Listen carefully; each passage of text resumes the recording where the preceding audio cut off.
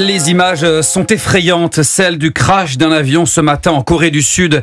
Il s'est écrasé en tentant de se poser sur une piste de l'aéroport de Muan, à 288 km au sud de Séoul.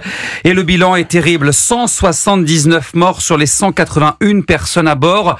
Seuls 2 membres de l'équipage s'en sont sortis vivants. Bonsoir Maxime Gondelot. Bonsoir Brandon, bonsoir à tous. Que sait-on à l'heure actuelle de ce crash, Maxime ? Alors on sait que l'accident s'est produit à 9h du matin. Ce Boeing 737 reliait Bangkok à Muan en Corée du Sud, mais au moment d'arriver sur la piste, le train d'atterrissage ne sort pas. L'avion se pose donc tant bien que mal sur le ventre avant d'heurter violemment un mur en bout de piste. Les flammes engloutissent rapidement l'appareil. Le bilan humain est lourd, vous l'avez dit, 179 personnes sont mortes, 2 rescapés.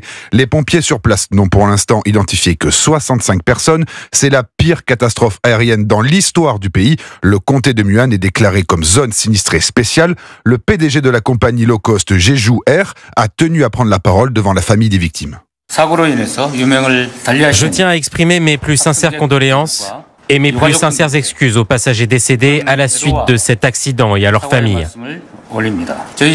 La compagnie fera tout son possible pour résoudre la situation rapidement et apporter son soutien aux familles des passagers. Une enquête a bien été ouverte pour comprendre les raisons de ce crash. Et justement, Maxime, est-ce qu'on sait ce qu'il s'est passé ? Comment cet avion s'est écrasé ? Alors pour l'instant, l'enquête se porte sur une possible collision quelques minutes avant le crash avec des oiseaux. Mais pour Xavier Titelman, spécialiste des questions de sécurité aérienne, les causes sont multiples. Les trains d'atterrissage n'ont pas pu sortir, mais en plus, les volets qui permettent de ralentir l'avion n'ont pas été déployés non plus.